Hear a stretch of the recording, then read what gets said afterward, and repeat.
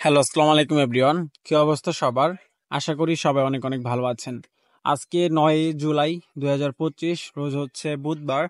তো আজকে Dhaka VFS global, Sylhet VFS global এবং চট্টগ্রাম ভিএফএস গ্লোবালের যে পাসপোর্ট ডেলিভারি আপডেটটা রয়েছে সেটা আপনাদেরকে জানাবো, এবং আজকে কি পরিমাণ পাসপোর্ট তারা তিনটা ভিএফএস গ্লোবাল থেকে ডেলিভারি করেছে, কি পরিমাণ পাসপোর্ট তারা জমা নিয়েছে, এবং যে পাসপোর্টগুলো তারা ডেলিভারি দিয়েছে তার মধ্যে কতগুলো রিটার্ন পাসপোর্ট ছিল, কতগুলো ভিসা হয়েছে এবং কতগুলো ভিসা রিজেকশন হয়েছে, এবং যেগুলো ভিসা হয়েছে সেগুলো কোন কোন ক্যাটাগরিতে হয়েছে সেই বিষয়গুলো তুলে ধরার চেষ্টা করব। তো সবাইকে অনুরোধ করব ধৈর্য ধরে সম্পূর্ণ ভিডিওটা দেখবেন। আশা করি আপনারা সম্পূর্ণ বিষয়গুলো জানতে পারবেন। তো চলুন বেশি কথা না বাড়িয়ে ভিডিওর মূল আলোচনায় চলে যাই।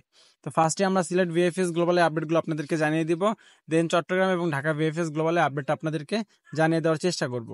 তো আজকে ঢাকা ভিএফএস গ্লোবালে মোটামুটি অন্যান্য দিনের তুলনায় পাসপোর্ট ডেলিভারি ভালোই ছিল। শুধু যে ঢাকায় ছিল তা না, সিলেটেও মোটামুটি ভালোই পাসপোর্ট তারা ডেলিভারি দিয়েছে। তবে চট্টগ্রামে কিছুটা পাসপোর্ট ডেলিভারির সংখ্যা কম ছিল। তো আমরা সিলেট থেকে শুরু করতে যাচ্ছি। সিলেটে আজকে টোটালি পাসপোর্ট ডেলিভারি হয়েছে 31টা, যার মধ্যে 11টা পাসপোর্টের ভিসা রিজেকশন হয়েছে আর বাকি 20টা পাসপোর্টের ভিসা হয়েছে। এর মধ্যে ফ্যামিলি ক্যাটাগরিতে ভিসা হয়েছে 7টা আর বাকি 13টা পাসপোর্টের ভিসা হয়েছে জব ক্যাটাগরিতে। এর মধ্যে স্পন্সরের ভিসা ছিল 8টা এবং এগ্রিকালচার ক্যাটাগরিতে ভিসা হয়েছে 5টা। তো এই যে ভিসাগুলো হচ্ছে এর মধ্যে শুধু যে 2025 সালে যে পাসপোর্টগুলো জমা করা হয়েছে সেগুলোর ভিসা হচ্ছে এমন না, 2024, 2023 অনেকেরই ভিসা হচ্ছে। এবং ইনফ্যাক্ট আজকে আমরা একটা নিউজ পেয়েছি, সেটা হচ্ছে 2022 সালে এক ভাই হচ্ছে পাসপোর্ট জমা করেছিল এবং তার পাসপোর্টের ভিসা এই আজকে হয়েছে, অর্থাৎ প্রায় 3 বছর অপেক্ষা করার পর তার পাসপোর্টটিতে ভিসা হয়েছে। 3 বছর বললে ভুল হবে, 2022 থেকে শুরু করলে প্রায় 3.5 থেকে 4 বছরের মতো হয়ে গেছে। 3 বছর অধিক সময় অপেক্ষা করে সেই ভাই ভিসা পেয়েছে। তো বুঝতেই পারতেছেন সে ভাই কি পরিমাণ ধৈর্য ধরেছিল। তো এরপর হচ্ছে আমরা চট্টগ্রাম ভিএফএস গ্লোবাল আপডেটটি আপনাদেরকে জানিয়ে দেব।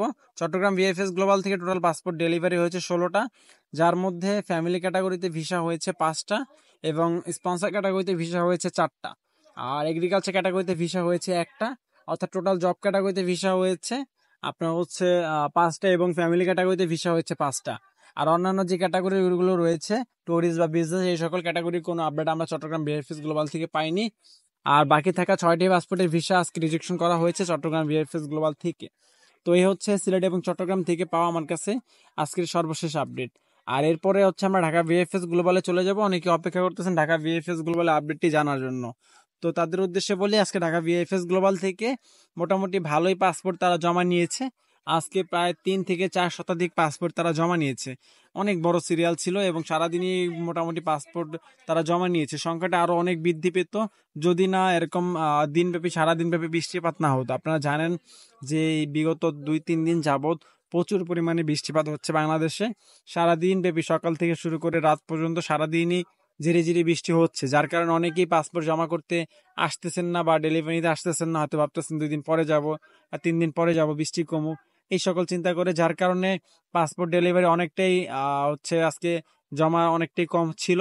কারণ যারা আজকে দেয়নি তারা কালকে যদি জমা না দেয় তাহলে তারা একবারে রবিবারে জমা দিতে পারবে, 3-4 দিনের মধ্যে বৃষ্টিপাত কমে যাবে। তো এই ধারণা অনেকেই আচ্ছা আসতেছে না।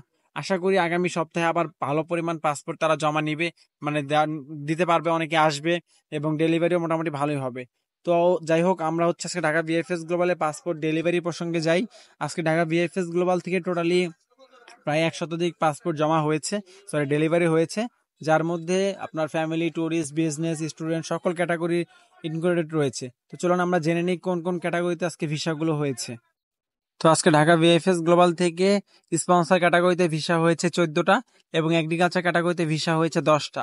আর ডোমেস্টিক ক্যাটাগরিতে কোনো ভিসার আপডেট আমরা পাইনি। তো আজকে আমরা ঢাকা ভিএফএস গ্লোবাল থেকে টোটালি হচ্ছে জব ক্যাটাগরিতে 24টা পাসপোর্টে ভিসা হওয়ার সংবাদ পেয়েছি। এর বাইরে যদি কেউ পেয়ে থাকে তাহলে সেটা হয়তোবা আমাদের হচ্ছে ইনফরমেশনের ভিত্তিতে ছিল না, অথবা সেটা মিস্টেক হচ্ছে। আর বাকি যে অন্যান্য ক্যাটাগরি রয়েছে এর মধ্যে ফ্যামিলি ক্যাটাগরিতে আজকে মোটামুটি ভালো ভিসা হয়েছে।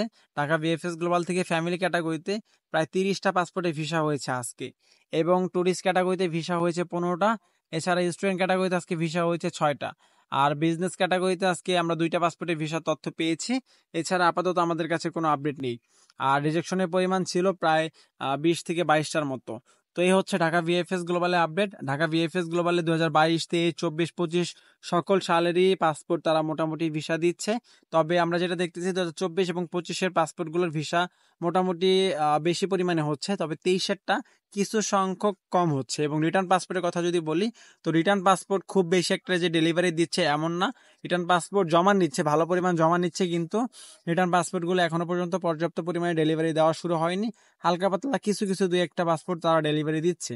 আশা করি আগামী সপ্তাহ নাগাদ তারা রিটার্ন পাসপোর্ট ডেলিভারি দেওয়ার কার্যক্রম শুরু করবে এবং আমরা প্রচুর পরিমাণ রিটার্ন পাসপোর্টে ভিসা হওয়ার সংবাদ পাবো ইনশাল্লাহ।